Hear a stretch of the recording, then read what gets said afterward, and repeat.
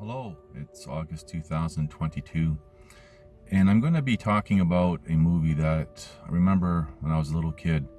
I found it very inspirational, and I know there's a lot of people in the world, especially fighters, who found this franchise, especially the first two movies, very inspirational. And of course, I'm talking about the Rocky franchise. Rocky 1, Rocky 2, Rocky 3, and then there's the last one, Balboa. And these are the movies of the franchise which I'm going to be focusing on real quick here. And there's a reason why I'm focusing on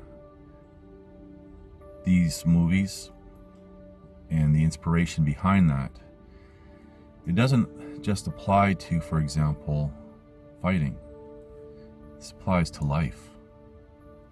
Now, in Rocky 1, there was a scene where he had gone to the arena where he was going to go fight Apollo Creed. And he just took a walk around and he started to realize, or at least he thought he was trying to realize, something about himself in this particular fight. Now, if anyone doesn't understand or know the story of Rocky, I'm going to leave links in the description box that talk about the movies, okay? He had gone back to his apartment, and Adrian, his girlfriend at the time, was in the bed sleeping, and he said to her how he realized, or thought he realized, that he can't win. He's fighting an impossible fight against a superior fighter, Apollo Creed, who's world champion in boxing. But what he said after that is inspirational. He was fighting a fight that he figured he couldn't win, but all he wanted to do was go the distance, and he would have been happy with that, to go right to the end of the fight and still be standing. Even if he lost, for him that would have been a win. Okay? And then the fight scene towards the end, very conjures up a lot of emotions, and a lot of people, including myself, get all teary-eyed. So in the final fight scene, he's still standing on the last round, and then there's some controversy in the movie where Apollo Creed's fans are saying that he carried Rocky and through the fight, whatever. It doesn't matter.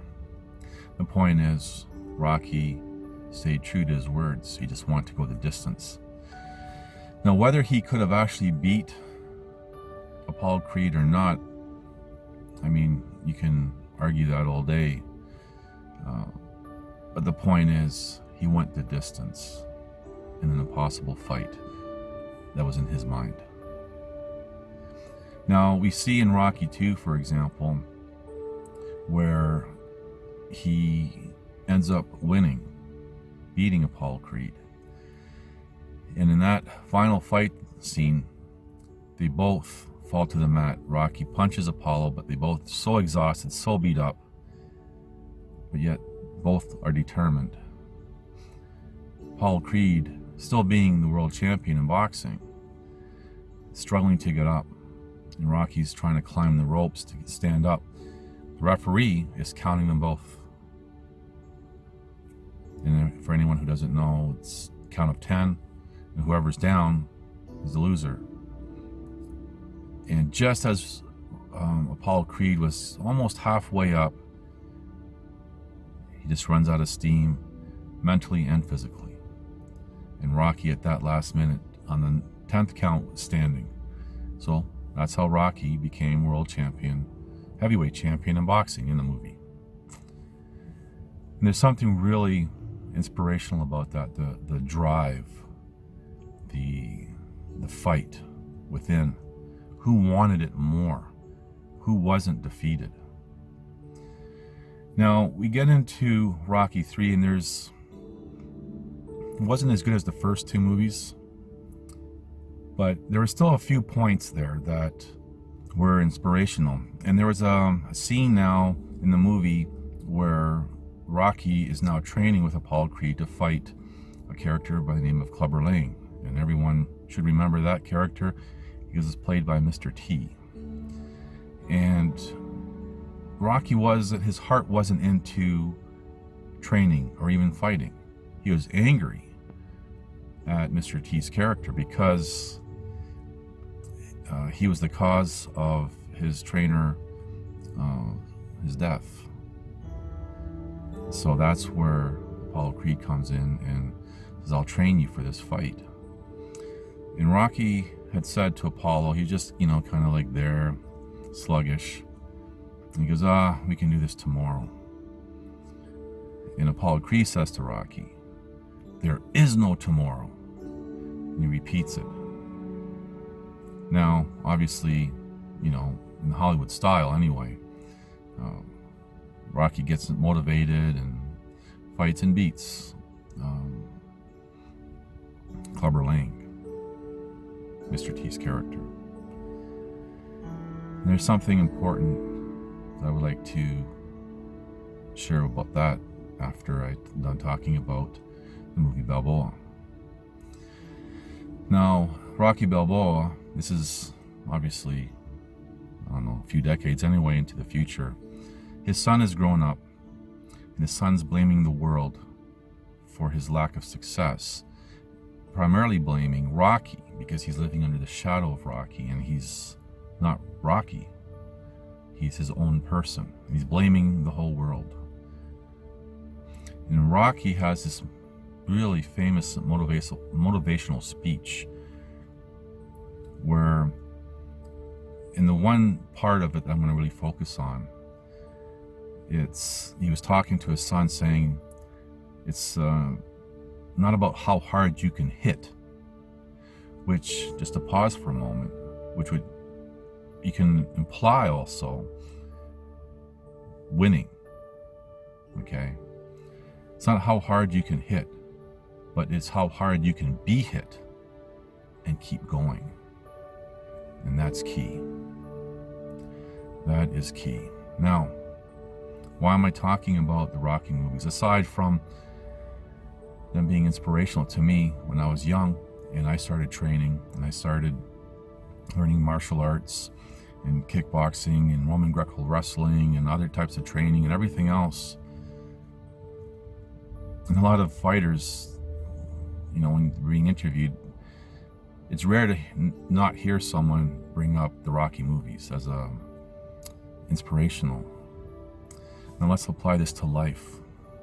You can even apply this to fighting for truth and justice, or for some, fighting for freedom. These key elements that I just shared about with these Rocky movies, you can apply to life. Now take, for example, my efforts in the city of Calgary and the province of Alberta.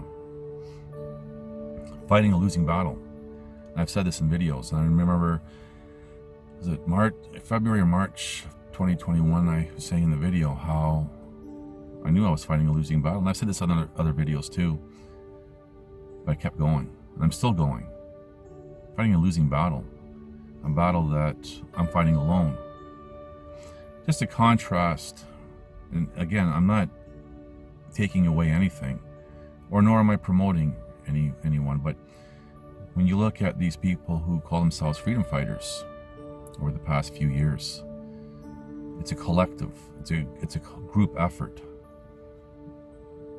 As a descriptive, you can say they're fighting as a team for the cause, whatever the cause is. I'm not saying anything bad about them or the cause, but it's a collective effort, and everyone stands, or at least appears to, united. There's a lot of people, as another descriptive, like the lone wolf, having to fight, for example, injustice, fighting for truth and justice, for themselves, for others, and perhaps even society overall.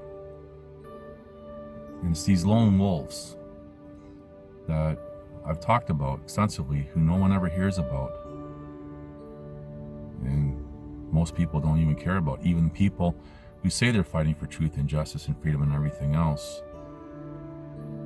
Because there's nothing glamorous about doing it alone, And the people who are doing it alone don't seek it. I've never sought out to fight for truth or justice or expose anything.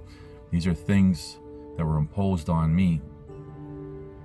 And there came a point in the different examples that I've shared in other videos where I got dragged into it personally, and I really had no choice.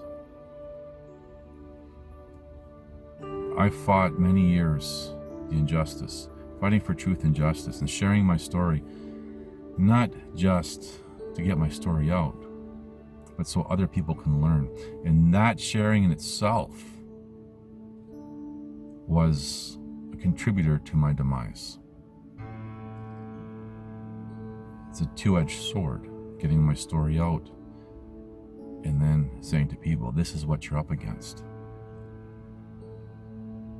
And it's unfortunate. I never wanted to live those years and live how I am now in the aftermath of injustice.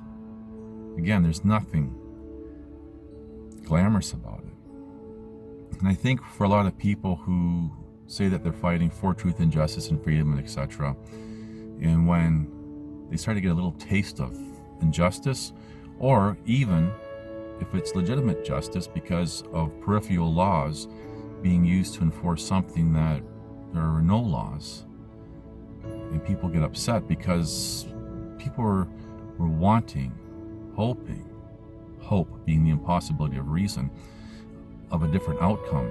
They imagined their efforts, who they are, being something different than what reality really is. Again, this is not a diss. This is, I'm trying to explain something to help. Because you put aside all the hype and everything else, you get to see things more clearly. Actually, just yesterday I was talking to someone about making decisions based on emotions. I said, in business, do you ever make decisions based on emotions? No, absolutely not. It's true, you don't.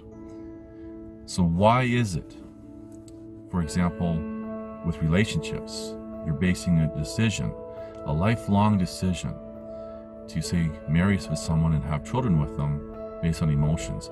And a lot of times those emotions are just, whether people realize it or not, are just sexual.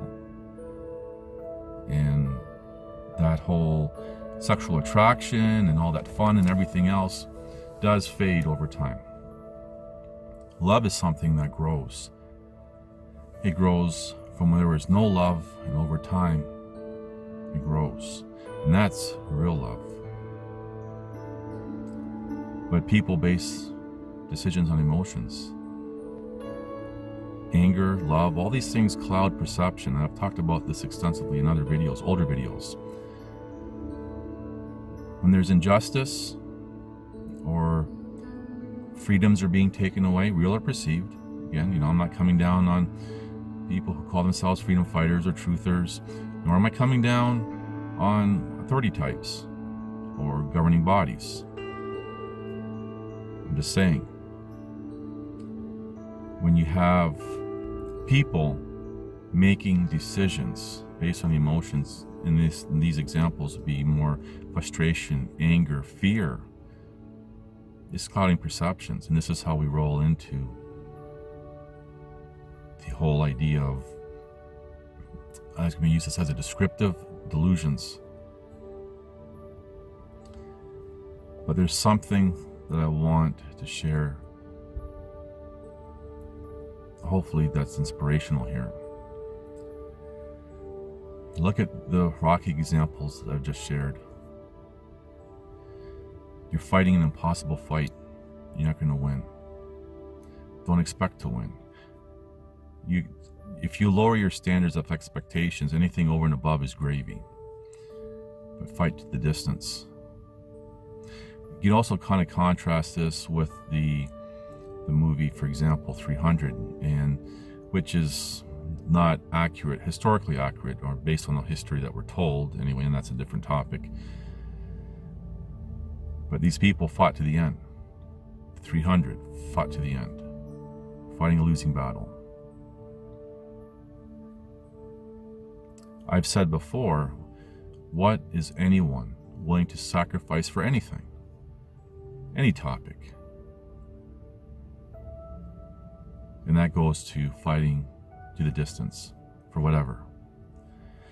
It could even be, for example, an education. What are you willing to sacrifice to get that education, to get that job, to make that money, or whatever it is that you want? And no, I'm not promoting that money's the be-all, end-all, but whatever. I'm trying to make a point here. What are you willing to sacrifice? Fight, go the distance, okay? Whatever happens, happens. So you fighting against the odds, go the distance. We see in Rocky 2 there was success. We see, for example, in Rocky 3, where Apollo's saying there's no tomorrow because Rocky just feels defeated. Deflated is another good word as a descriptive.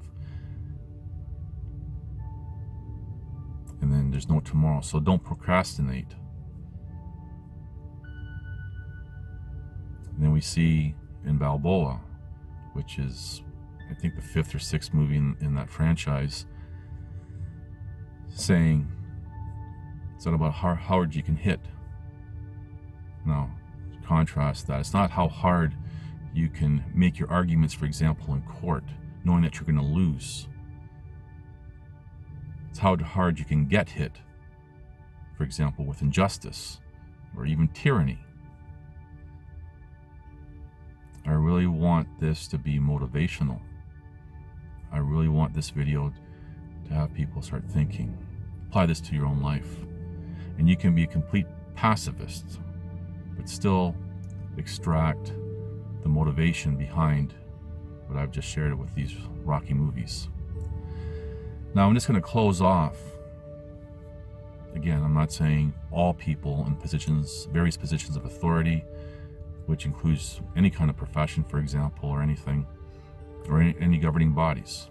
But perhaps there's something that when I talk about this, people within those areas can learn something as well. To say that I'm just doing my job, and that job is imposing injustice or tyranny, that's just an excuse. To rely on that, what you're saying is, I just want to get paid whether my efforts have value or not, or even destructive. Just want to get paid, get through the day, and go home to family, friends, live my life, my personal life. And for example, when I was doing that recovery, I would just be like, yeah, I'm just doing my job, litigating for debts and watching grown men cry because they're now bankrupt because of my efforts, just doing my job. And it bothered me, though. It really bothered me. And I actually had a colleague once say to me, are you sure you're in the right business? Because I was just looking at the money, to be honest. And there was a challenge. There was a problem that needed to be solved. There was a challenge there. And I think for a lot of people, and this is where the good intentions thing kind of comes in, maybe, in kind of a weird way. There's a problem that needs to be solved, and then you try to figure it out. And if you're clever enough, you figure out the solution, and then, well, that puts you on the map. It's just, yeah. So, obtaining various positions of authority and working as a team player with, for example, different governing bodies, those professions just allow someone to do whatever they want without consequences, because now they're protected and saying, I was just doing my job. And some people enjoy having that power over other people and misusing it and abusing it, and then say, oh, I'm not at work, so now it doesn't apply to me. You can commit the worst atrocities. Just look out through what we're told history is, and a lot of atrocities. But you wash your hands because, I was at work, now I'm at home, I'm a different person. No. It's just something to hide behind. Say, I'm doing my job. Because if you can do for example, extreme examples, atrocities,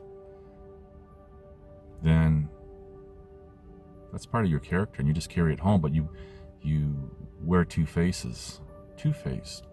I mentioned that in a recent video. Anyway, I just wanted to give you some things to think about. Really, I wanted this to be motivational, the Rocky movies. Anyway, thank you for watching. Please like, subscribe, comment, and share.